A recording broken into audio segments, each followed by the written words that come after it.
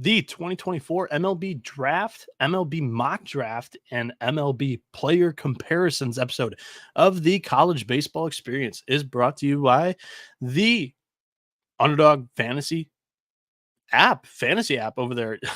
Totally botched this intro. You can win up to 325 times your entry with their new Pick 8. Sign up today with the promo code TCE SGPN to claim your special pick plus first time deposit offer up to $250 in bonus cash. UnderdogFantasy.com, promo code TCE SGPN. And we're also brought to you by Rhythm. Build your own betting model using their AI betting engine. Claim your 7-day free trial today by going to sportsgamblingpodcast.com/rhythm. That's sportsgamblingpodcast.com/RITHMM.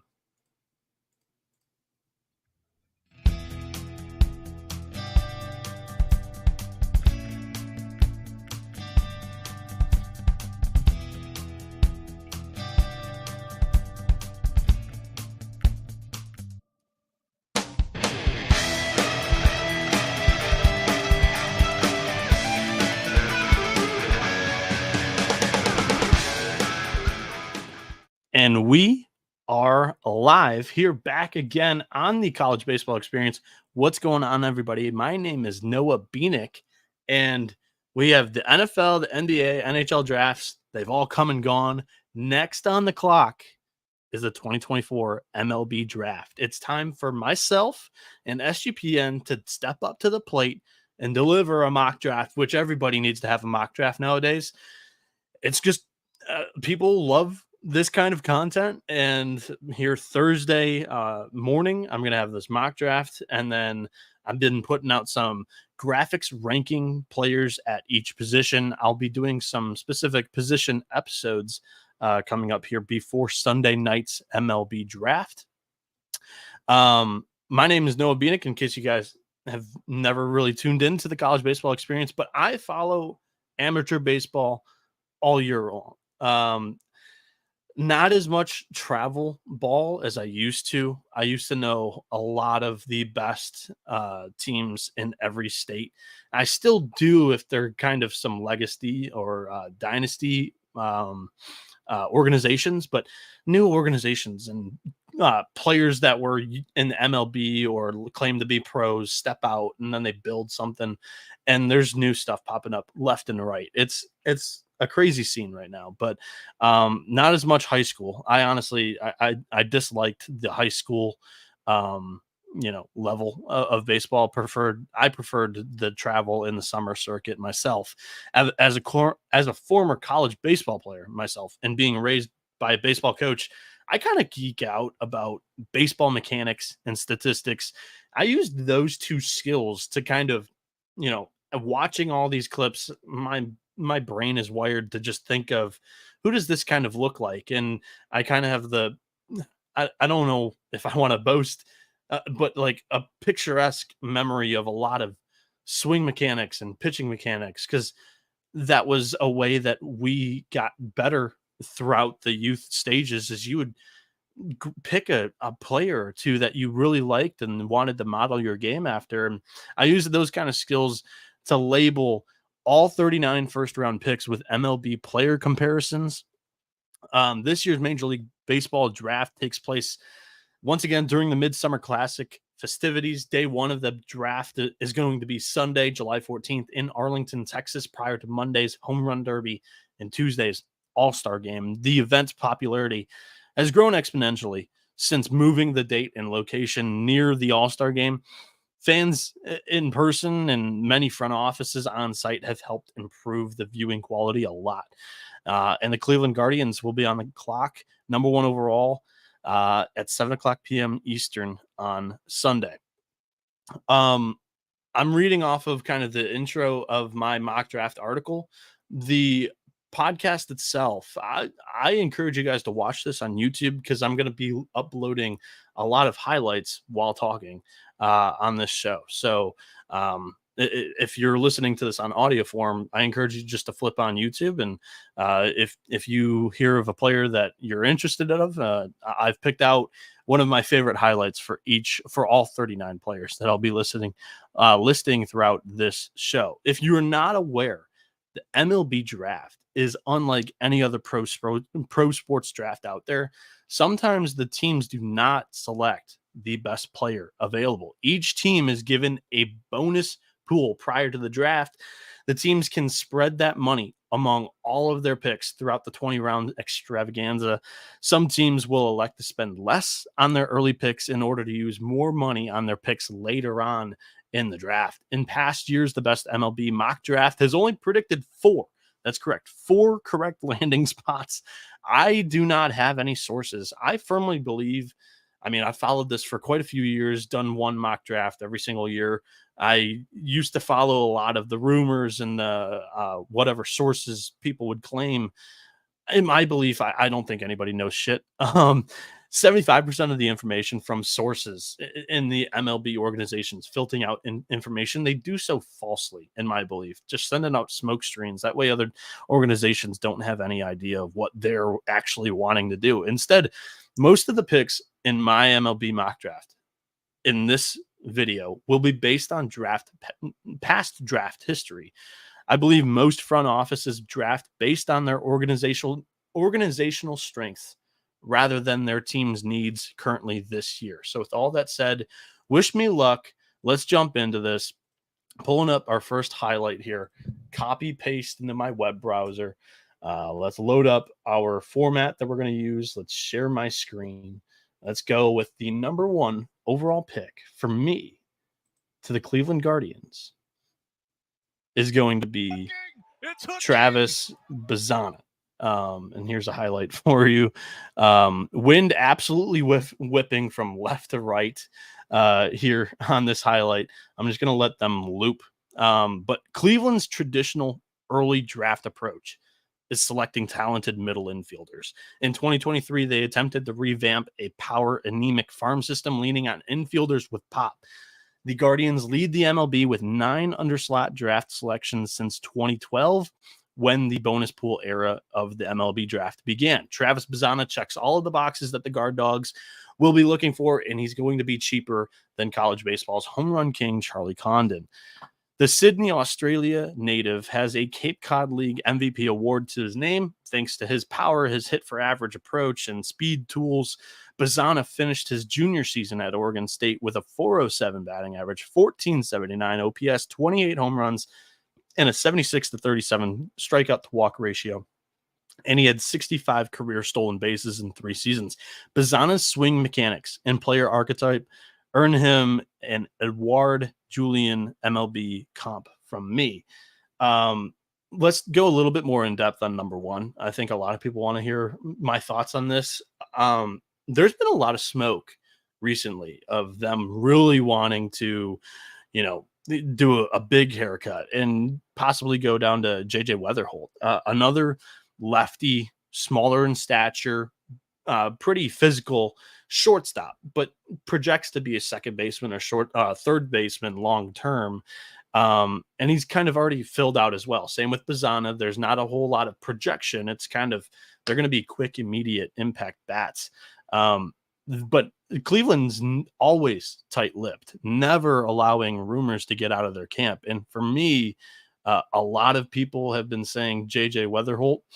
That's a red flag for me. I'm gonna say that Bazzana, although it's not as big of a haircut, not as big of a deal saver for the Cleveland Guardians as JJ Weatherholt would be, is going to be suffice. And although there's not, in Cleveland's eyes, there might not be that one clear standout of these top 5 college performers. So they could elect with going with Bazzana, one of the top 5, and then you spend down at your next 2 picks, which I know they got one in the mid-30s and the early 40s, and Cleveland could very well just spend most of their money on their next 2 picks because this draft isn't too deep. That's why I don't think they're going to do a huge pay cut, huge underslot deal at number 1 overall. So you're not going to see anybody like Heston Kjerstad, like we saw a huge underslot deal. We saw Henry Davis do a big underslot deal. I just don't think we're going to be in store for that necessarily this year, as JJ Weatherholt's been kind of ranked in 4, 5, top 10 in some other prospect rankings. For me, myself, I think he's the second best shortstop that's going to be drafted this year. I think there's one other that's slightly better than JJ Weatherholt. Let's go to number 2 overall. I'm going to load up his highlight here real quick. And here we go. I have my earbuds in, that way the volume doesn't get kicked in too much. When I enlarge, it automatically just spits out some volume. I don't know why, but here we go. With number 2 overall, I think that Cincinnati doesn't have any strong draft trends. What the Reds do have is a roster that's ready to win right now, but lacks some power hitting. Charlie Condon is an MLB ready hitter and has led college baseball this season with 37 home runs. Not only did Condon lead the nation in homers, but the SEC Player of the Year led the country in batting average with 443 and OPS of 1601. Condon is an athletic 6'6", who has played the corner infield, corner outfield, and center field positions in 2024. Although Condon is a bit taller, his positional versatility, while not being elite anywhere in the field, kind of reminds me of Patrick Wisdom, not really having a true home, but he can play first, play third, most likely when he gets to the pros, or you can stick him in a corner outfield spot, and his bat is going to lead him into the MLB. And if he does have a successful career, it will be because of the hit tool for sure. Hit tool, and then the power will get in places as well. For number 3, let's load up number 3 overall pick. These will fly in a little bit faster as we move along throughout the show. We've got 39 picks. I'm not trying to crank out 5 minutes for each pick. Number 1 overall, Travis Bazzana, number 1 overall, I think deserved some extra time, for my, reasoning behind the pick. At number 3 overall, in 2021 and 2022, Colorado drafted big power bats. The Rockies have also leaned in on taking some pitchers early because Coors Field doesn't attract free agent pitching. So why not get the best of both worlds with Florida's two-way talent, Jac Caglianone? Now, long term, I think he projects more as a hitter than a pitcher. And throughout the season, his velo consistently ticked down in every start. He can touch high 90s. However, as a starter throughout the year, making high teens starts for Florida this season, his velo just kept ticking a little bit further down. And I just only attribute that to fatigue. Only being 2 years off of Tommy John surgery, that's something to note as well for Caglianone. A lot of people will say, hey, why not Chase Burns? Why not Hagen Smith? Chase Burns is interesting here at 3. Obviously, Colorado wants to go starting pitching as well because they can't get the free agent, the big fish in the market. But Chase Burns is one issue, is the fastball gets creamed when it's left middle high over the plate. And being at high altitude, that is not going to quite work when you're lone issue with Chase Burns is the long ball. At Coors Field, when he's going to lose a little bit of that impact slider, as we know Chase Burns to have. That again is just not going to be too friendly to this player profile, in my opinion. So I don't think Colorado is going to go in on Chase Burns. Hagen Smith could be interesting here, but I personally think that Jac Caglianone, who's a physical beast, standing 6'5", weighing 250, while being left-handed at the plate and on the mound, Cags led the country with 33 home runs in 2023, and then in 2024, he followed it up with 35, nearly raised his average by 100 points with a 419 batting average, 1419 OPS. College coaches have labeled him as an elite defensive first baseman who could also play left field or right field as well. Pitching-wise, Caglianone has struggled with his walk rate in the SEC. However, he sits in the mid to high 90s and has the ability to touch triple digits. Becoming a true MLB two-way player could be a little bit of a project, but the power could play in the bigs immediately. You look at this highlight, and he's hitting this ball out of the park. You can see that, when he puts in a high-effort swing, not all of his swings are 100%. He doesn't need 100% with the build that he does, that he has. He's a true monster, but whether he pitches or not, Caglianone's high hands and tall swing earn him a Shohei Ohtani MLB comparison in the batter's box, because why not? It's a long, lengthy upwards angle swing like Shohei Ohtani has, it's hard not to give him that comparison. Next up here, number 4 overall to the Oakland Athletics. I'm pulling up his highlight currently. It's none other than first baseman of Wake Forest. 3-2, that is ripped. Again, spurts of volume as I go full screen on these highlights on YouTube. The Athletics have heavily prioritized hitters over pitchers in the early rounds in recent drafts. Nick Kurtz is a metrics darling, so he fits well in many organizations' draft models. Kurtz is a super talented and tall left-handed hitter. He possesses great power, elite bat speed, super strength, excellent bat-to-ball skills, and an outstanding eye at the plate. Kurtz led the country in walks with 76 during the regular season this season, and while missing 2 weeks this season with a shoulder injury as well. So still led the league in the walks, whether it was intentionally walked or walking at the plate. He has a great eye. The Wake Forest product is a career 333 hitter with a 1240 OPS and 61 Nicky Nukes, as they call them. Big stature, high hands, a slight bat wrap, and the ability to always make hard contact earns Kurtz a Freddie Freeman player comp. Number 5 overall. Let's go here. Loading up this next highlight. It is going to be Chase Burns, also of Wake Forest, giving the Demon Deacons 2 of the first 5 selections in the 2024 overall MLB Draft. The White Sox early draft selections in recent years have provided a good trend for pitchers with elite breaking balls. Chase Burns, meet Chicago. White Sox fans, meet Chase Burns' fiery aura, triple-digit heater, and disgusting slider. Burns, the ACC Pitcher of the Year, is a close second place when it comes to the Wake Forest player off the board. The Wake Forest right-hander features a lethal 4-pitch mix. Burns' top-notch repertoire is highlighted by a hard heater that can reach 102 miles an hour. He also features a superb slider that has generated 60% whiff rate over the last 2 seasons. A plus curveball and a plus changeup tops off the best arsenal in the 2024 MLB Draft. The high velo fastball, the dominant slider, the plus 2 other great off-speed offerings makes for an outstanding Jared Jones comparison, in my opinion. The command is the only question, and the ability to control his fiery emotions are the only small questions surrounding the flame-throwing right-hander. As you know, commanding the fastball can be a little bit of an issue, and if he leaves it over the plate, his home run rates are kind of high on that heater. Before we move on here on the College Baseball Experience mock draft episode, I need to tell you that Moonoff and Chris are getting you ready for the NFL season on the Propcast. They got episodes dedicated to season-long props and awards markets for you over there. Plus, check out CJ Sullivan and his road to 10 million on Bottom Line Bombs. Tune in wherever you get your podcasts on the SGPN app. Download today for free in the Apple or Google Play Store.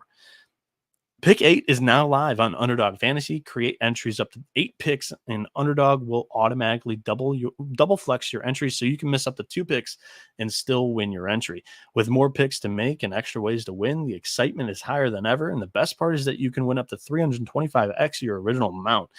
You can now use special boosts and picks in all flexed entries, so don't miss your chance to try it out before it's gone. Sign up today with the promo code TCESGPN to claim your first pick, special pick, plus first-time deposit offer up to $250 in bonus cash.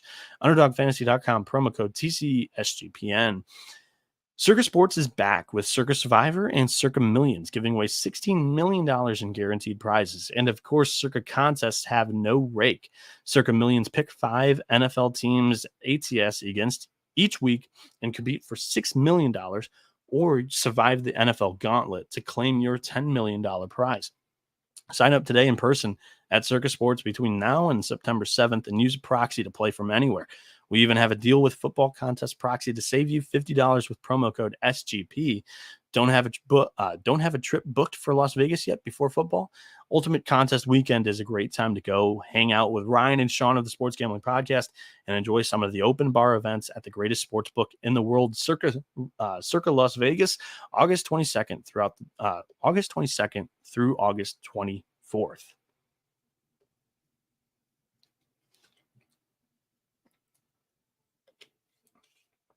And we are back here on the college baseball experience, going through my 2024 MLB mock draft. We're not even a quarter way through, 1 through 5 so far. Again, we're doing all 39 picks here in this episode. Every pick in the first round, as our motto at TCE is, cover everything. We don't pull any punches. Let's go. Number 6 overall here. Sorry for the volume again. There's gonna be a little spurts here and there. At number 6, Kansas City has drafted many prep players with early picks in the last few years. By all accounts, Conor Griffin is the best high school player in the 2024 MLB draft. In my opinion, I think he's the best shortstop as well in the MLB draft this year. Griffin, he was Gatorade's National High School Player of the Year. He has 30 home run and 30 stolen base potential in the professional stages. He had led the high school level with 87 total bases in 88 attempts this spring, and the one that he was thrown out on, he attempted to steal home. So he led, at 6'4", 205. Griffin has a long swing with a good eye at the plate and great power. His versatile defensive talent and swing mechanics earn him a very strong comparison to Kris Bryant, in my opinion. Again, we're looking to speed these up a little bit. Number 7 overall, loading up the new highlight over here on the college baseball experience. Here we go. Note this highlight begins in pouring rain as well. So shout out to Hagen Smith for battling the conditions. We know what he's got in him. Dog. St. Louis hasn't drafted this high since they selected J.D. Drew 5th overall in 1998. I know that I'm choosing not to look at recent trends here. I'm going to select best player available because there's not really any recent trends of St. Louis picking in the top 10. So I'm going to throw those out the window here. I'm going to go with Hagen Smith out of Arkansas, left-handed pitcher. Smith was awarded SEC Pitcher of the Year after leading the country after the regular season, having a 1.48 ERA with a 130 opponent's batting average and an all-time record high 17.5 strikeouts per 9 innings. In high school, Smith set a record in the state of Texas with 7 no-hitters during his senior season. The Arkansas ace throws from a whippy 3/4 slot and sits in the high 90s with a devastating slider. Smith rarely mixes in the cutter and splitter, but will show it from time to time. The only concern with Smith is that he's already had one Tommy John surgery in his career, his sophomore year in high school. Outside of Chris Sale's more exaggerated crossfire delivery, Smith's arm slot and repertoire are not far from Chris Sale's. So that's my player comp here for him. Specifically more going towards the arm slot and the repertoire rather than the full delivery. And shout out to Overdue Sport. Braden Montgomery, who I have going number 8 overall to the Los Angeles Angels. They need a lot of talent to beef up a bare bones farm system. The Angels have built a reputation for drafting players higher than projected and signing them to deals under slot value.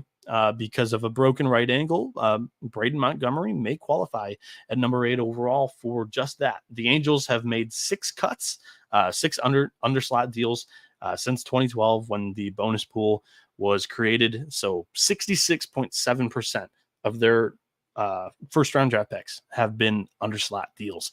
Montgomery is a switch hitter that impacts the baseball with the 99th percentile exit velocity. His right-handed swing has a few more holes than and a little bit less power than his left-handed swing.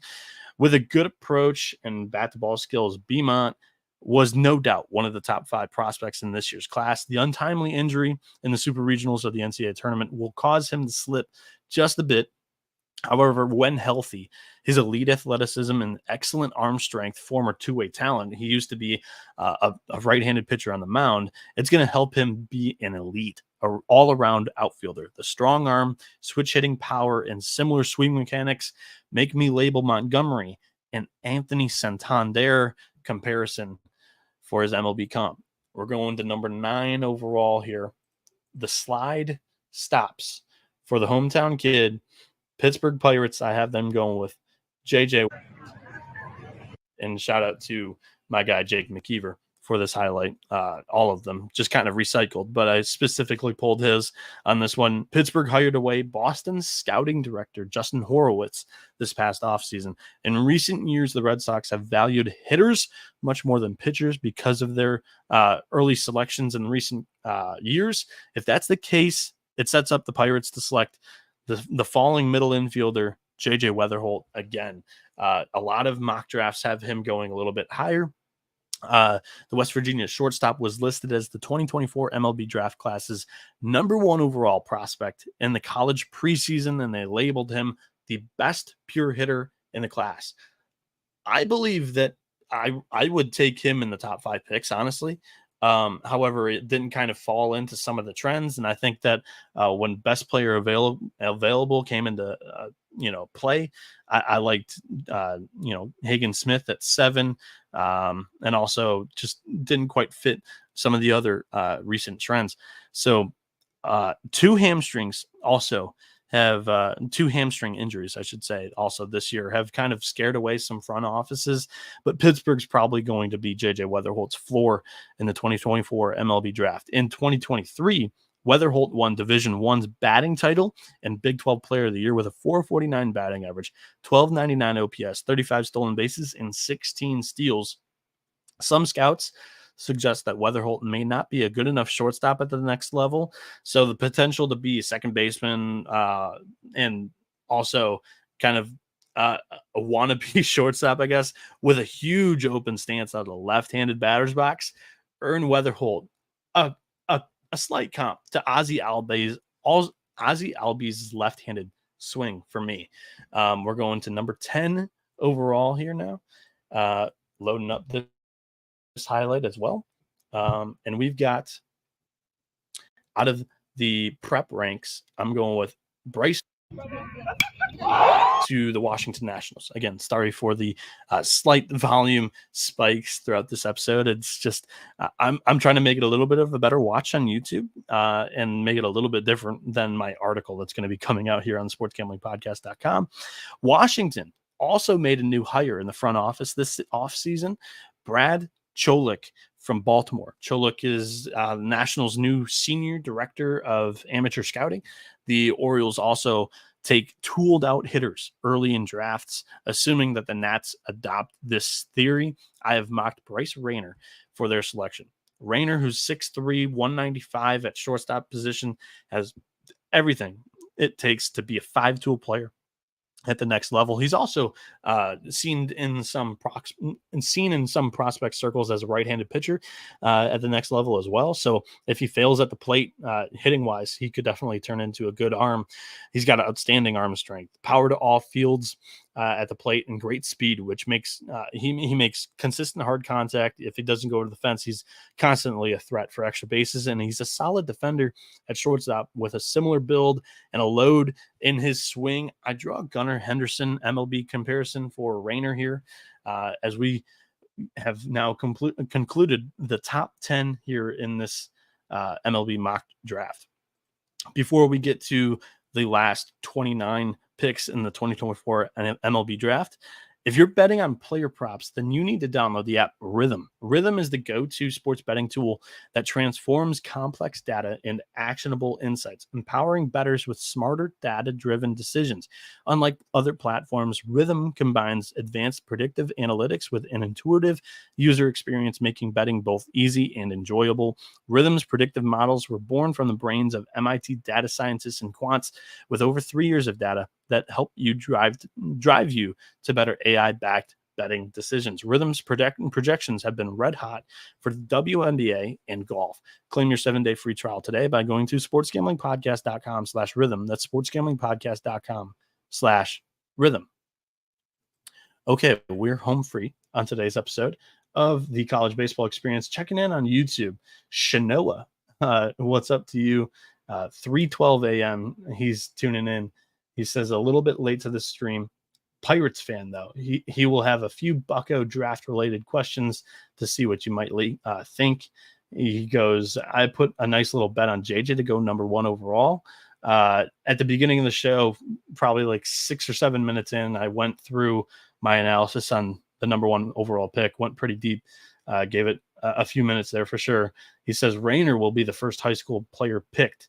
Too much of a Seager comp for him. There we go with his comment. We'll display that for a second here as I load the 11th overall pick in my MLB mock draft here, giving out another highlight here. It's going to be to the Detroit Tigers, James Tibbs, an outfielder from Florida State. Again, sorry for slight audio bursts throughout this episode, but Detroit has selected a bunch of prep talent with a slight lean towards hitters in the first season under Scott Harris as the president of baseball operations last year. This year, the crop of great prep players is kind of bare, and we've already got the top 2 in Conor Griffin and Bryce Rayner off the board. So instead, I think the Tigers may have to select a college bat that excels in the batted ball statistics that Scott Harris is looking for, along with that new front office. James Tibbs III is a qualified candidate for that description. The ACC Player of the Year, batted .363 with a 1264 OPS, 28 home runs, 95 RBI, and he walks. He had more walks than strikeouts, 58 compared to 37, 58 walks compared to 37 strikeouts. Tibbs demolishes fastballs and has power to all fields. At 6 foot flat, 205, Tibbs is thick and lacks straight line speed from the outfield. He does have an above average arm, but let's not kid. It's a big league bat. Tibbs' attributes compare quite a bit to Jesse Winker in the MLB. Shinoa says, one random Pirates question. If Chase Burns were to fall to 9, I don't think he's gonna. He says, what are the odds that you would think that Pittsburgh would take him? Or do you think that the organizational need for another power bat in the lineup is more? If Chase Burns, for say, falls to Pittsburgh at 9, I think they'll swallow that up immediately. I think most organizations draft towards their strengths rather than their needs. And I think you've seen it with Jared Jones and Paul Skeens now come up through the minor leagues for Pittsburgh. I don't think they're going to be shy with a power right-handed arm. I think that would be a dream scenario for the Pirates, and they're kind of my second team in the MLB. I think I have a good feel on them. Plus, I'm really good buddies with Jonathan Mayo, and I think he has a great feel on the Pirates, and I just think they're going to go with middle infield this year. And by nature of kind of the 2 top arms are going to be off the board by the time that Pittsburgh gets on the clock. Number 12 overall here to the Boston Red Sox. I have them taking Tennessee's second baseman, Christian Moore. 6'5". I can relate. Super physical body. Boston normally drafts middle infielders with their early draft picks. They do have a tendency to lean more to the prep side, but again, like I said with Tigers, this year is a shallow prep class after an outstanding season, and he's got true helium in his draft stock. This is a nice landing spot for Tennessee's Christian Moore. Semo was slept on all season long. Condon won SEC Player of the Year, but Moore won the SEC regular season Triple Crown. He broke both of Tennessee's program home run records by smoking 34 home runs this year, which tallied up to 61 for his career. To go along with his great power, Moore batted .375 with a 1248 OPS while scoring 84 runs this season. Moore has an aggressive approach, but isn't afraid to work some counts. He is a real physical 6'1", 210. Moore played some shortstop for the Volunteers this year, but scouts think that he projects best as a second baseman or in the outfield, as his glove does have a little bit of holes in it. Wherever he plays on defense, the bat and his underrated will, just a strong competitor, shows up in the biggest moments in the clutch. Christian Moore has a build and swing mechanics compared to Willy Adames to me. We're going to go with 13th overall out of high school, Cam Caminiti, cousin of Ken Caminiti, out of Saguaro High School in Arizona. Loading up his highlight here. There we go. In recent drafts, San Francisco has drafted a few left-handed pitchers. This trend matches some recent buzz in draft circles as well, that this might be Cam Caminiti's floor. Cousin of Ken, like I said, currently has a great frame at 6'2", 195. There is potential for Caminiti to develop into a 4-pitch pitcher. He has a mid-90s fastball currently that can touch 98 with good ride. He has a couple of solid breaking balls with one that has slider characteristics and the other being curveball. Caminiti's best off-speed offering is his changeup. The leg kick, the arm angle, and pitch repertoire of Caminiti remind me of Cole Reagans of Kansas City Royals. 14th overall going in here. Also, I'll get to this comment from Shanoa real quick. I respect Shanoa jumping in here at 3:20 in the morning Eastern time. He says agreed to my question about his Pittsburgh Pirates question. He says Griffin or Kurtz, if we go bat, is who he would want. I pray that it's not Tibbs. He gets weak contact when facing better pitching. He does feast on subpar pitching. I wouldn't say he feasts on subpar pitching and struggles against good pitching. I mean, in the NCAA tournament, and specifically College World Series, he was raking. And throughout the ACC play, I would say the one knock on the ACC is you don't quite get the elite starting pitchers that you do in the SEC. So if that's what you're saying, sure. But I don't think there's a hole when it comes to Tibbs against strong pitchers. I think the hole against Tibbs' swing is against off speed. Number 14th overall to the Chicago Cubs, I have East Carolina right-handed pitcher Trey Yesavage. The Cubs president of baseball operations has made 7 first-round selections here in his tenure. 5 of them have been college pitchers. The Cubs farm system is littered with talented position players, so it makes sense for them to once again draft a right-handed pitcher out of college with good steam in the draft. Trey Yesavage, the best available college arm here for me. Yesavage will be the 3rd pitcher from East Carolina to be selected in the first 2 rounds in the last 4 years. The Pirates have been a mid-major pitching powerhouse, but Yesavage might be the best one they've had yet. He was named the AAC Pitcher of the Year after an amazing 11-1 with a 2.02 ERA campaign, 145 strikeouts in 93.1 innings this season. Yesavage has a great feel for 4 pitches and has a great frame at 6'4", 225. I did not. So this is why I'm reading these off on today's episode. This is going to be posted tomorrow. I didn't include my MLB comp on this one, so I'll have to go through and figure out which one that was again. So I apologize on that one. At 15th overall, let's get this highlight going here on the YouTube channel. 15th overall, the Seattle Mariners are on the clock, and this was specifically from my highlight. Again, sorry for the spikes in volume. So Seattle has picked prepsters with 8 of their last 11 top 100 selections in the MLB draft. William Schmidt fits this trend and an organizational need on the mound as well in the farm system. Schmidt's fastball sits in the mid-90s, but his curveball is disgusting. I've played and watched a lot of baseball, but the first time I saw Schmidt's Uncle Charlie, my jaw dropped. Higher than 3,000 RPM, it very well could be the best curveball in the 2024 MLB draft. Schmidt stands 6'4" with plenty of time to fill out the frame before he gets to the big leagues. Similar height, pitching mechanics, and nasty curveballs label a Seth Lugo comp on Schmidt. I wouldn't say it's arm angle. I would say pitching mechanics and just the nasty freaking curveball for William Schmidt is just insane. So Seth Lugo with one of the best curves in the MLB. I'll give him that MLB comp for sure. Now at 16th overall to the Miami Marlins. Where did this highlight go? There we go. It's an entire thread, so it spit me out into the bottom for some reason. Miami at 16th overall here.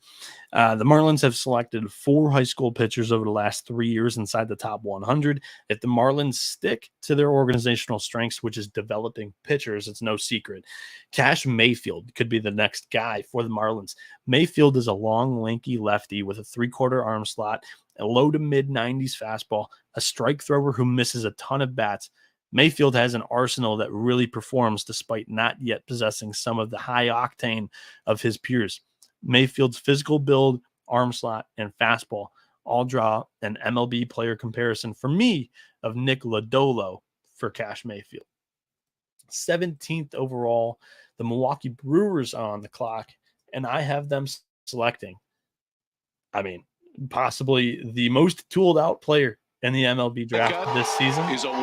Vance Honeycut, the outfielder, the center fielder specifically, out of North Carolina. Milwaukee's general manager, Matt Arnold, has made 4 first-round selections in his career with the Brewers. All 4 of the picks were college hitters. Vance Honeycut has always been one of the best, most tooled-out college players for the 2024 MLB draft class, and getting Honeycut at number 17 overall would be a big win. Honeycut has the chance to become a 5-tool player at the next level. He has won back-to-back ACC Defensive Player of the Year awards while posting 28 home runs, 28 stolen bases with a .318 batting average, and 1124 OPS, 88 runs scored, and 70 RBI this season. There only is one very big knock against Honeycut, which is keeping him outside of the top 10. It's his strikeout rate. Honeycut had a 27.5 strikeout percentage in 2024, 29.7 during his freshman season. His sophomore season, he cut back on the strikeouts just a bit, 20%, but his production also severely dipped. It was his worst college season of his 3 years in Chapel Hill. A great MLB comp for Honeycut is Julio Rodriguez. Both of them have high strikeout rates, but also high octane, streaky power and speed on the base paths, among other talents on the ball field. So 17th overall, Vance Honeycut. 18th overall, we're going to go with, Siver King, just an all-out utility guy out of Wake Forest. Super impressive. I'm going to take him or mock him to the Tampa Bay Rays. They've selected hitter heavy early in drafts recently. The Rays have taken 8 hitters with their last 12 first-round draft picks. It's an even split, 4 high schoolers, 4 college hitters. Siver King is the best available hitter, in my opinion, left, and it's likely going to start a huge college hitter run, as Vance Honeycut here went at 17, Siver King I have at 18, and the entire late teens, 20s, there's going to be college hitters galore. Take your pick, honestly, but I'm going to go with Siver King, number 2 off the board in this stretch. King has the low strikeout rate that is going to be very attractive to a lot of advanced analytics models in the MLB draft. Tampa Bay notoriously kind of doesn't care about strikeout rate, but on 12% for Siver King is elite. King excels with his bat to ball skills with great bat speed. During his first season in the ACC this season, as a junior, he was a JUCO player for his first 2 years. The ACC season this year, King batted .308 with a .954 OPS, 16 home runs, 11 steals, 64 RBI, and 59 runs scored. Wake Forest shoebox ballpark helped inflate King's power numbers just a bit, because that's the lone question mark for him, keeping King from being a 5-tool player. He has elite positional versatility, a high caliber personality, and player profile to give a strong Mookie Betts vibe. King played center field, shortstop, and third base this past season with the capability of playing all over the field. If he can tap into that power, I mean, true Mookie Betts for sure here at 18th overall for the Tampa Bay Rays. 19th overall, a very fun project here to the New York Mets. I have mocked Urangelo Senja. We're not going to find out the true way to pronounce his name until he kind of gets to the bigs. But Mississippi State's media guide says the last name Senja, him being from Curacao. I believe that the J's are often pronounced with H, so I think it's Urangelo Senja. But I haven't been corrected. Everybody says it different ways. Honestly, no hate to anybody that says I'm saying it wrong. But lately, the Mets have targeted pitching and high school shortstops with their picks inside the top 100. Urangelo Senja is a switch pitcher. Yes, you heard me correctly. He's a super fun project that has a chance to shine under the bright lights in the Big Apple here if he does go to the Mets. At the highest level of college baseball, the SEC, Senja started to abandon pitching with his left wing. Left-handed, Senja has a low 90s fastball from a low arm slot and a good breaking ball. However, From the right side, Senja is into the upper 90s with a hard slider and a great changeup. A cool story about Senja is that he played on Curaçao's Little League World Series team back in 2016. Senja has played on the biggest of stages throughout his entire life. At 5'11" with an explosive right arm, the industry often compares Senja to Marcus Stroman. He would be a unicorn if he continues to pursue switch pitching, but that would thrive in the big city lights of New York. Before I get to number 20 overall, let me take a swig of water real quick. And the Blue Jays are on the clock here, and I'm loading up this highlight for their pick that I have mocked to them. I have them taking Iowa right-handed pitcher Brody Brecht. Sorry again for the loud audio spikes randomly when I load these highlights, but 20th overall, Toronto's front office tandem of Mark Shapiro and Ross Atkins have made 9 first-round selections since 2016. 6 of those selections have been out of college. 5 of those players were pitchers, so Brody Brecht would be the next available college arm on my big board, at least. Brecht has a super live arm sitting in the high 90s and often triple digits on the radar gun. He also possesses a hard slider that is perfectly tunneled off of that fastball that just falls off the table completely. Brecht has football aspirations as being a wide receiver, but gave that up after 2 unproductive years at Iowa. Go figure, being a wide receiver for the Hawkeyes. But in his first offseason of just baseball, Brecht in Iowa attempted to make some mechanical adjustments to address some control issues, but Brecht struggled early in 2024, readjusted to his 2023 mechanics, and then dominated to finish the season. Brecht struck out 128 batters this season, walked only 49, but it was still 78.1 innings, so that's still quite a bit of issue playing in the Big Ten. Not quite the level of you see that in the SEC, the SEC, the ACC, the Big 12, even the Pac-12. The Big 10 is kind of 4th or 5th in hierarchy here. And also, he had a 3.33 ERA in 78.1 innings. He has a big leg kick, big-time heater, and reliance on the slider. There's a little bit of Dylan Cease I see in Brody Brecht. 21st overall, the Minnesota Twins are selecting here. And I'm going to have them going with a catcher of Stanford, Malcolm Moore. Minnesota's front office has been intact since 2016. They've made 11 first-round selections in that time period. 9 of them have been hitters, 5 of them being college bats. The Twins also need a catcher in their farm system. All signs point to Stanford's catcher, Malcolm Moore. Moore is one of my favorite catchers in this. I think it's a great top crop of college catchers. I think there's 4 of them that, a lot of people have these guys ranked in different ways. He makes hard contact to all fields with good power. Moore grades out metrically quite well with high contact rates, low chase rates. So he'll be very model friendly for Minnesota, as they do love taking left-handed sluggers. Moore is a career 288 hitter with 31 home runs at Stanford in 2 years. Rumors are that Moore absolutely knocked it out of the park with his interviews at the MLB Draft Combine. Malcolm Moore sets his hands low with a severely open stance. Although Adley Rutschman is a switch hitter and also doesn't have as severe of an open stance, Moore's attributes hitting-wise are similar to that of Adley Rutschman's. I don't think he has the defensive chops as Rutschman, but I just see a little bit of Rutschman in the swing of Malcolm Moore's. 22nd overall. That's going to put the Baltimore Orioles on the clock. And we'll get to them in a second. I'm not going to leak this pick for the audio, but the highlight is loading up for the viewers on YouTube. Baltimore has been one of the best organizations in baseball lately with their farm system and selecting players in the MLB draft. General manager Mike Elias values their organization's draft model and has selected hitters in the first round in 7 straight drafts. The Orioles have also drafted under slot in 3 of the last 4 years. Ultimately, kind of like last year with Enrique Bradfield, I think they draft at slot value with Carson Benj. Benj is well known for strong exit velocity off the bat while having a good eye at the plate. The left-handed hitter can slug to all fields with his great bat speed.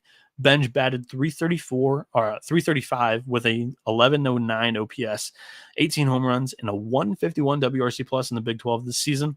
Benj has flirted with the mound during his college career with a plus arm strength. It's a weapon in right field when he's not on the mound pitching. An open stance at the plate, left-handed with consistent hard exit velocity and a strong arm in the outfield gives me a Oscar Colas MLB comp for him. It's not strong, but that's what I landed on there for Carson Benj. And as you can tell, I'm mainly going off of recent data and stats and players. As you know, I'm only 23, so a lot of the comps that I'm going to draw aren't really legends of the game, and a lot of them are going to be positive. But Oscar Colas, not really a tremendous positive MLB comp, as he hasn't quite cut it out yet in the MLB. But I think the Carson Benj one is all right there for him.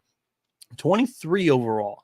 Los Angeles Dodgers only has one pick prior to their second pick at number 98 overall. So the Dodgers really need to hit big with this selection. Cam Smith is a name that should be taken higher than number 23 overall. But by the way that the dominoes fall, LA could spend up to get a superb college hitter here at number 23 overall. Cam Smith batted 387 this season as a sophomore in the ACC. Couple that with an 1142 OPS, 16 home runs, and a 165 WRC plus, and the Dodgers have themselves a great haul with this pick. Smith crushed it in the Cape Cod League, being the most outstanding pro prospect after the 2023 season. He is super physical and runs well for his size, and he's great defensively at third base with a strong arm. Smith has a similar build and swing mechanics to Austin Riley. 24th overall, the Atlanta Braves are on the clock here. Loading up the highlight for those watching on YouTube. The college experience on YouTube, if you're curious. At 24th overall, Atlanta has good trends of drafting pitchers recently. Ryan Sloan provides plenty of stuff on the mound to give the Braves some intrigue in picking the tall right-handed pitcher out of Wake Forest, or he's a Wake Forest commit. Sloan's fastball is in the mid to high 90s with good ride. He also has 2+ pitches with a changeup and slider to offer after that fastball to hitters on both sides of the plate. With a strong lower half, Sloan creates a good extension off the rubber. I couldn't find a super strong MLB comp for Sloan. Sloan's MLB comp for me is going to be Hunter Green. He doesn't have that triple digits as often fastball as Green does, but the mechanics and the pitch repertoire is very similar between the two. 25th overall, the San Diego Padres are selecting here, and there's a huge trend that the Padres have leaned on recently, and it's the prep players just in general. San Diego has drafted 11 high schoolers with their last 13 first-round draft picks. AJ Preller has built a reputation of taking pride in having his boots on the ground all over high schools across the country. Talk about having pride. Look out for the mighty might Slade Caldwell. Standing at just 5'9", Caldwell, pound for pound, has one of the best swings in the draft this year. Caldwell is an advanced hitter with a mature approach who makes consistent live drive contact to all fields. He has a lightning quick left-handed swing, and he's an on-base machine. Caldwell has game-breaking speed. Some of the characteristics and similar swing mechanics point me to a comparison of Cedric Mullins at the MLB level for Slade Caldwell. 26th overall, the New York Yankees. And this is my boldest, most confident pick as well. I really like this spot for Tennessee outfielder Dylan Dreiling. Future center fielder. I think there's a ton of draft stock helium in this outfielder out of Tennessee, Dylan Dreiling. The Brian Cashman in New York have selected 7 college hitters with their last 11 picks. Most of those hitters were left-handed with strong exit velocities. The most likely reason for that is they're trying to take advantage of their short porch in right field. No college hitter may have had more helium in their draft stock than Tennessee outfielder Dylan Dreiling. Dylan Dreiling has the chance to hit for average and power because he makes consistent hard contacts to all fields. He has that chance to hit for average and power in the MLB. If he gets there, He drives the ball in the air while managing the strike zone very well, drawing plenty of walks and keeping his quick left-handed swing under control. Dreiling blasted 23 dingers and was the first player to ever hit home runs in all 3 Men's College World Series finals games. He was named the most outstanding player during the College World Series this season. Dreiling hit 341 with an 1174 OPS, 74 RBI, 72 runs scored. It's aggressive, but my comparison for Dylan Dreiling is Juan Soto. They are both aggressive swinging left-handers with good eyes at the plate. They play okay defense. That's kind of the knock on both player profiles. So I like a Juan Soto comp for him, and I think that the Yankees are a true player to go down and get a real dangerous left-handed swinger in Dylan Dreiling at 26th overall. 27th, the Philadelphia Phillies. I'm loading up the highlight here. I'm going to have them selecting well, we'll get to it in a little bit. I'm loading up the highlight. Philadelphia enters their 4th draft with Dave Dombrowski as their general manager. With all 5 of their first-round picks, they've grabbed prep players, 3 of them hitters, 2 of them pitchers. Theo Gillan fits the mold for the Philadelphia Phillies here. Gillan, a high school shortstop, has a disciplined approach, quick hands, and a sweet left-handed swing that combined to produce line drives to all fields. Gillan has battled a few injuries in his high school career, so the power hasn't kind of been evident all the time, but there's raw power potential here. If Gillan taps into that, he could be the best high school stick in the 2024 the 2024 MLB draft. I don't know why I said NFL or started to say. I didn't quite say NFL. Being a local Texas kid, some scouts have labeled Gillan with a Corey Seager comparison all throughout his amateur career. 28th overall, the Houston Astros are on the clock here. And we're going to go with this highlight from Peter Flaherty of Baseball America. 28th overall. Recently, Houston has used their early round draft picks on position players, specifically infielders. The Astros know that their core will be on their way out sooner rather than later. How about hometown kid Walker Yanuk? This Sam Houston catcher has good strength behind the plate and in the batter's blocks. Yanuk won Conference USA's Defensive Player of the Year in 2024, courtesy of his strong arm behind the plate. He has impressive bat speed with great pull side pop. In 2024, Yanuk batted .368 with an 1193 OPS and 17 jacks. With Yanuk's strong arm and two-handed swing with pop, I give him a Gabriel Moreno MLB comp. 29th overall, the Arizona Diamondbacks, their first selection in a 7-pick span of they've got 3 picks in a 7-pick span here. Sorry again for the audio spike, but I'm excited for this one. 29th overall, Arizona doesn't really have a strong draft trend at all, but we do know that they love high exit velocities. Tommy White is a collegiate superstar who gives great value at 29th overall. Tommy White had a tremendous college career. He broke a freshman home run record at NC State in 2022. In 2023, he broke a NCAA RBI record with LSU, and while playing through a torn labrum that season, White blasted a majestic walk-off home run en route to a national championship during the College World Series. During 2024, White led the Tigers with 24 Tommy Tanks, as they're coined. Over his 3-year career, he has 75 career tanks with a 356 batting average, 1125 OPS, 14.5 strikeout percentage, and a 141 WRC plus. White always finds the barrel and has a top-notch approach to all fields. White has improved defensively this season too at third base, while not being afraid to take the ball the other way with great contact rates, plus power, and a wide batting stance when he gets to 2 strikes and counts. Miguel Cabrera is a bit aggressive, but he's the MLB comp for me. White has said in previous interviews in the past, he grew up in South Florida and compares his game to Miggy. Honestly, Tommy White, one of my favorite players in the 2024 MLB draft class. Fell in love with him throughout the travel ball stage. And, first year in NC State, I was high on the Wolfpack. He broke out completely. I wasn't expecting him to, burst on the scene like that, but just been one of my favorite hitters to follow throughout his college career. I'm going to be rooting for him big time wherever he lands out of the MLB draft here. Before we get the 30th overall, by the way, this highlight that I have on YouTube, dude drilled this guy in left field right off the noggin. Hilarious. It actually kind of rallied LSU's season, honestly. So they fell in love with that dude who just said he had a hole in his glove, just absolutely missed a laser beam off the bat of Tommy White. And it kind of rallied LSU's year.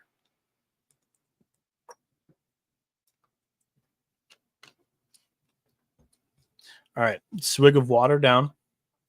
We've got, 30 through 39 left in the first round of the MLB draft. The last pick in the true first round of the MLB draft is going to go to the Texas Rangers, 30th overall. Last year, they headed out of the park with Wyatt Langford at number 4 overall. This year, not going to quite have the top crop of this year's MLB draft class, but Texas president of baseball operations Chris Young has 3 drafts under his belt now. Last year, he went with Wyatt Langford, who fell to their lap at number 4 overall. However, when they had decisions to make in the first 2 years, the Rangers drafted pitchers. Braylon Doty out of Chaparral, California. I think he's going to be selected in this scenario. Doty's curveball frequently reaches 3,000 RPM, and it's his calling card. The plus Uncle Charlie directly supports a sneaky to mid-high 90s fastball with life. Doty has a strong and sturdy build already at 6'1", and he throws consistent strikes. Doty has a tight arm slot with a snap follow-through that kind of creates good deception. He also likes to mess with hitters' timing by throwing in a mix of different leg kicks. It was tough for me to find an MLB player comp for Doty. Aaron Savali has a similar build, and he's a breaking ball wizard. So I'm going to go with that for Braylon Doty here. That's going to wrap up the first round. Now we're going to get to the comp picks, the comp round, also in the first round. And the Arizona Diamondbacks are back on the clock. I'm going to have them selecting Kentucky outfielder Ryan Waldschmidt. Again, Arizona doesn't quite have strong early draft pick trends in the MLB draft. This is their second selection in a span of 3 picks and will be their second of 3 in 7 picks. The Diamondbacks could really be creative with how they spend their money throughout this range. At number 31 overall, I think the D-backs could be cheap, then spend up on a prepster at number 35 overall in order to sway them out of their college commitment. Ryan Waldschmidt has kind of had helium in his stock as well. I think he was a very underrated bat throughout the college season, but I think he's gotten a little bit too much love recently. A lot of people had looked at Kentucky being like, oh, they're the number 2 overall seed. They're out of the SEC. They have to have some star. And Ryan Waldschmidt, rightfully so, kind of earned that buzz, but I don't know if he's going to crack the top 30. For me personally, I have him 31st. He's been a really cool success story in 2024. Waldschmidt wasn't recruited hard as a high schooler in Florida. Then he stepped in a hole and blew out his left ACL during Cape Cod League play in 2023. Waldschmidt started the 2024 season hobbled, but finished it scorching hot. He batted .333 with a 1079 OPS, and he had 14 home runs, a lot of them coming in the second half of the season when he was fully healthy. Waldschmidt makes consistent contact, avoids chasing pitches, and produces high exit velocities. He has similar swing mechanics to me that give off a Davis Schneider vibe, who's kind of on the come up for the Toronto Blue Jays right now. The reason why I'm kind of lower on Waldschmidt than the market is he's a little bit older, and I don't think that's being talked about enough in the draft circles. I just think it's going to be a little bit of a knock that a lot of teams, a lot of organizations are going to give him, and he's going to end up falling a little bit more than some people expect. At 32 overall, the Baltimore Orioles are back on the clock. And I'm loading up the highlight here on YouTube. Season homered against LS. Sorry. Baltimore, they've selected hitters in the first round in 7 straight drafts, and they like high exit velocities. Billy Amick has a quality right-handed swing and repeatedly barrels baseballs with mammoth exit velocities. His athleticism, bat speed, strength create plus raw power that plays all over the ballpark. Amick blasted 23 home runs with a 306 batting average and a 1026 OPS in 2024. Similar swing mechanics earned Billy Amick a Josh Young MLB player comparison from me.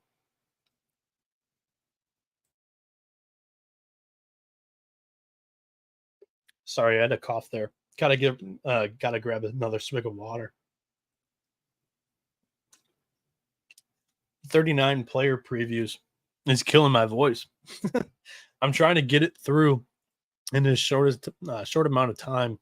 That way it's not like an hour and a half. But my voice is going for some reason. Sorry. Growing up.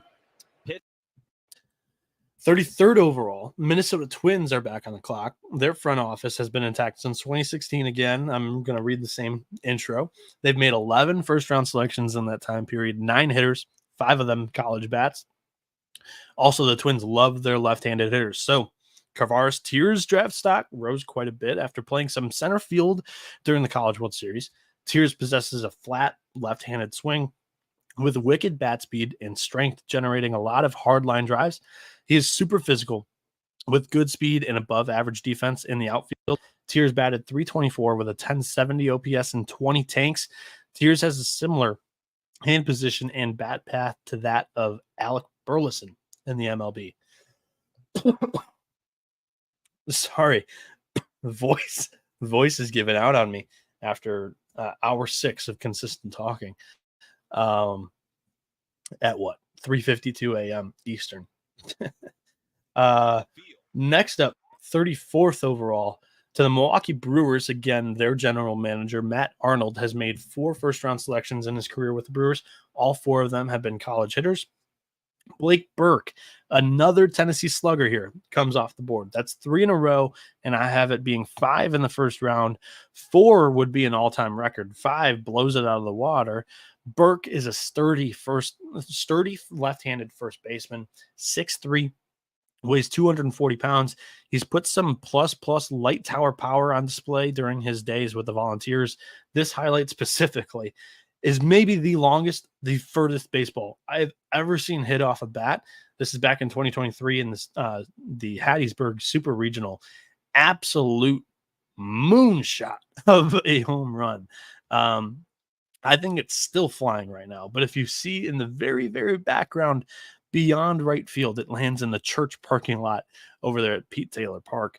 Burke cut back on the strikeouts and his production skyrocketed in 2024. He finished the season with a .379 average compared to batting .280 in 2023. Burke parlayed that with an 1151 OPS and 20 home runs this season, 50 in his career. Burke has a similar physical build and swing path to that of Seth Brown. Shout out to Tanik Caesar, Tennessee fan. He says, Burke's blasts, I already miss my boys. 35th overall, the Arizona Diamondbacks are back on the clock for their 3rd pick in a 7-pick span. Here's where I think they spend up. They get a high schooler to come to them in their farm system with some big dollar signs to convince him to stay out of his college commitment.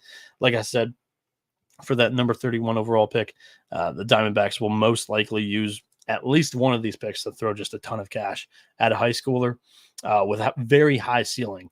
And one of those high schoolers with a super high ceiling that I think will kind of be a candidate for one of these deals, as there's quite a few to finish off the comp round here in round 1. Griffin Burkholder is a candidate for this situation, and he's skyrocketing up draft boards. If you look at this highlight that I've got here on YouTube, he is just a brick shit house.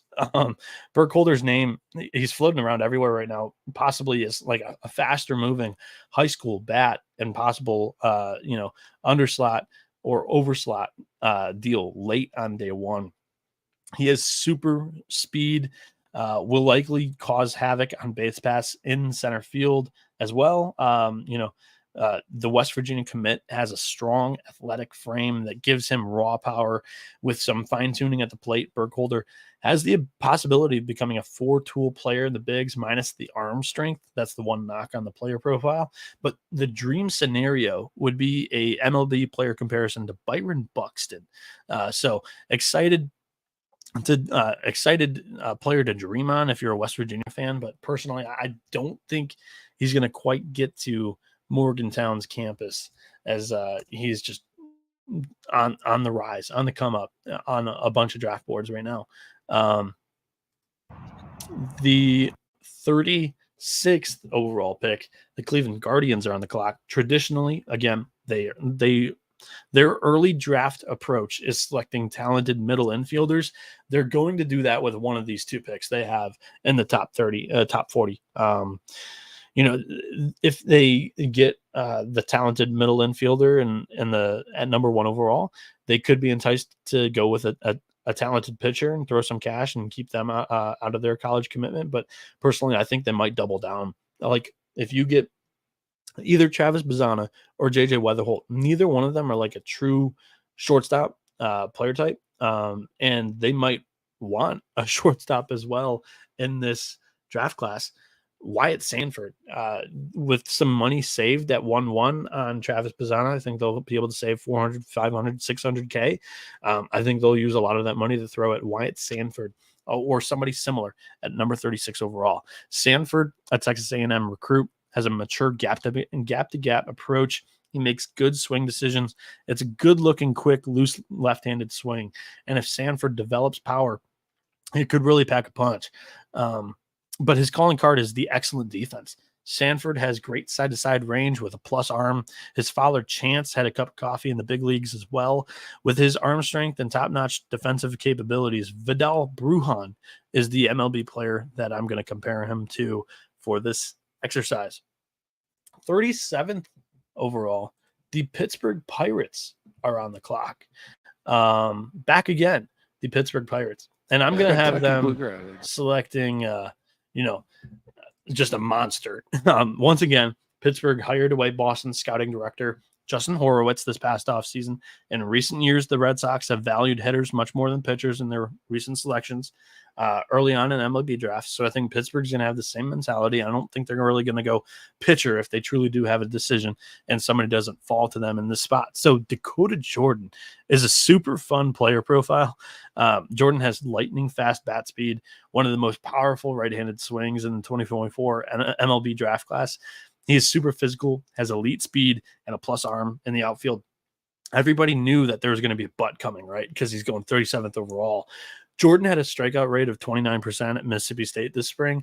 He also hit 354, though, with an 1129 OPS, 20 home runs. If the farm system can push the right buttons and throughout Jordan's development here, there's a real star upside.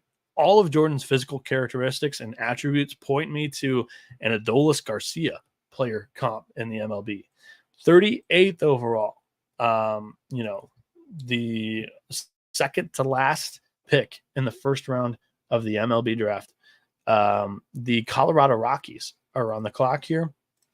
And like I said, with their number 3 overall pick, they do like taking college pitchers, and they have done so in the first 2 rounds, or they have done so in 2 straight drafts. They also like left-handed pitching, and specifically, strikeout stuff from the left-handed arm slot. Jonathan Santucci should interest the Rockies late in the first round. Santucci has elite strikeout stuff. The Duke left-handed pitcher K'd 90 in 58 innings this past season. He finished the year with a 3.41 ERA, a 188 opponent's batting average. Santucci's mid-90s fastball has great induced vertical break with some run out of his high arm slot. He has 2+ off-speed offerings, a low 80s slider, a mid 80s change piece. Santucci's physical build and pitch repertoire earn him a strong player comparison to Carlos Rodon. I really like this one. 39th overall, the last one to go in my MLB mock draft here. Tanik Caesar says got here a little late. I saw Dreiling going 26th. I would go crazy. Most underrated player in this year's MLB draft class. I really like my bold prediction for Dylan Dreiling to the Yankees. They love their left-handed hitting, high exit velocity bats. And Dreiling, although he's a little bit further down in the MLB prospect rankings on some sites, I think Dreiling is a real dark horse for the Yankees to take, as he's a left-handed bat with high exit velos, and they love that. 39th overall, the last pick in my mock draft here for the first round. Kansas City has drafted many prep players with early picks in the last few years. Kellen Lindsey would come off the board in this range. Lindsey is a premium athlete. He was a high school quarterback, and he features elite speed. At only 6'2", 175, he could really add some strength. As of right now, he's only kind of producing line drives, not much power, but Lindsey's great arm and good range project him as a big league shortstop or even a center fielder. He has a similar build and defensive ability as like a Ha-Sung Kim in the MLB. So that's my comparison for Kellen Lindsey, a Florida Gators commit. And that's going to wrap up today's MLB mock draft for 2024. Thank you all for tuning in, both on YouTube or any podcast platforms that you're seeing this or hearing this. I thank you all for tuning in to the college baseball experience. Throughout the off season, I'll be coming back to you guys with news updates, transfer portal, coaching carousel. I'll get to those soon after the MLB draft. But here in the next couple of days, I'm going to be uploading some quick 10, 15-minute hitters on top 10 rankings at kind of some of the more popular positions for the 2024 MLB draft before Sunday night's big day, 7 p.m. Eastern over there. Again, if you're more interested in the college experience, we've got the college football experience currently previewing all 134 FBS football teams, around 40 minutes to an hour 10 on each team in FBS. Check them out with Colby Dant, aka Pick Dundee, also Patty C, NC Nick, myself, Moneyline Mac, CJ Sullivan's jumping on quite a few of them. So yeah, we've got a great gang over here at the college experience. The college basketball experience is, going all season long, interviewing a bunch of different college coaches in the mid-major ranks. Moneyline Mac is doing a great job over there, Ryan McIntyre. And I'll be jumping on with him throughout the off season, talking some college hoops.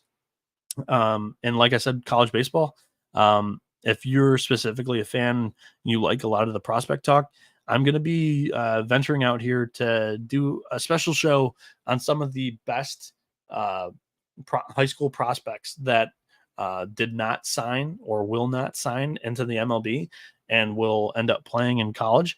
I'm going to probably schedule that like 2 weeks out, because some of those guys will get drafted and will choose not to sign into the pros.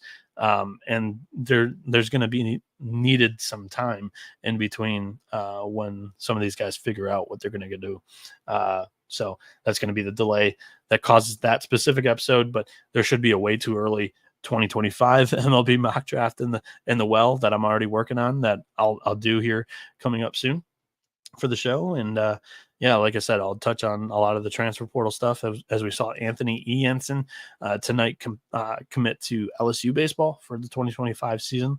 A very fun right-handed pitching prospect for the 2025 MLB draft. So can't wait to dive into more off-season content. Also, the Sports Gambling Podcast is great, previewing a bunch of NFL gambling stuff. So yeah, that's going to wrap it up here as my voice is continuing to go at 4 a.m. Eastern. But thank you all for joining. You've been experiencing the better side of college baseball with College Baseball Experience. Adios, amigos.